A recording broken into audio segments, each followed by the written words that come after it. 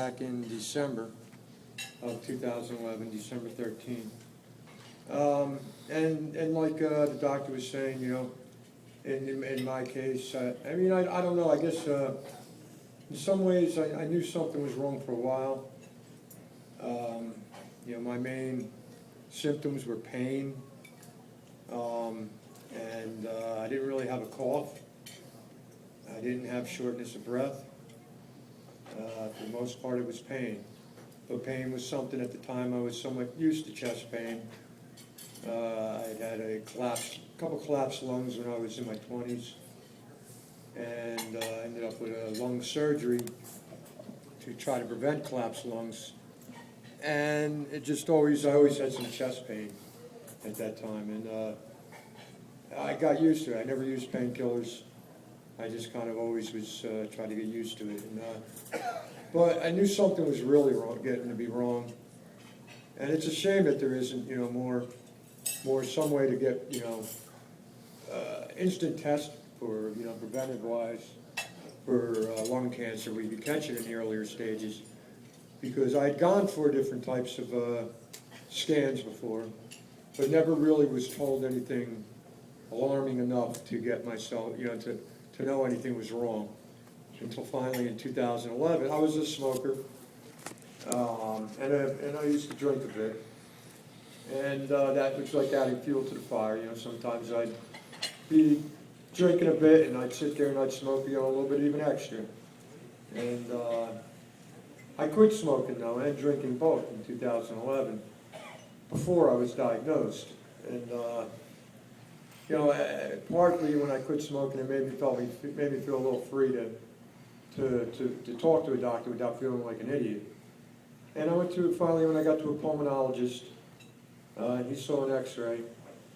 You know, it was instant alarm, instant rush to a CAT scan, and instant bad news for me.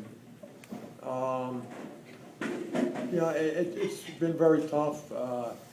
I consider myself, you know, at the time, I consider myself very blessed in the sense that I really feel like, you know, someone's looking over me and I had a lot of hope. Like I said, I didn't have some of the bad symptoms like a constant cough or didn't have fluid around the lungs, none of that. I was very active and upbeat and very positive and had a lot of hope, but to beat it. But you know, it's a horrible, you know, very tough diagnosis. Excuse me a second, I'm sorry. You know, I kind of got some bad news today that, you know, what I've been doing hasn't been working. And, you know, it's, you know, it's tough because, you know, at any moment, you know, you try to avoid that despair, but for anybody who gets a diagnosis of that late, it's very difficult not to have it. You know, I see, you know, like since I've gotten this, and I, you know, like Heather had said, I met her at a summit with Lungevity, and you know, it's all been a learning process. You know, that lung cancer is the #1 killer. I know, you know, and I hold my palm for it. I'm not saying it in a negative sense, but we all see, you know, how much attention that, of course, breast cancer gets, and rightfully so. But, you know, it'd be nice to see, you know, more things go on and more things happen to try to prevent people from finding out and getting such a harsh type of diagnosis themselves one day. You know, that everything that could be done, and that, you know, it'd be nice to see some type of movement in that direction. So that's all I really have to say, and I'll just wrap up with that. And nice talking to everybody. Thank you.